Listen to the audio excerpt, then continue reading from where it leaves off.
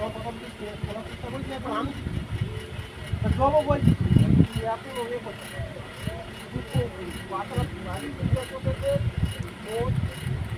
পরিবার কি দিচ্ছে এখন এখন তোর আমি 3,000 টাকা আমার কাছে রোজ আমি পাঠিয়ে দিচ্ছি তোর এসে আমার নাম্বার দে আর শনিবার দিন 7,000 টাকা নিয়ে দিচ্ছি তোর আমি বলেছি দেবো না তুই আকর এই বলবো এত কথা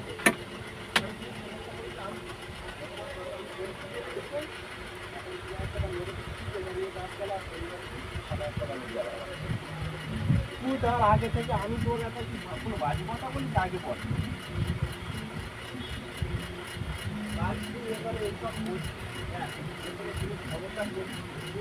আমার নিজের রান্নায়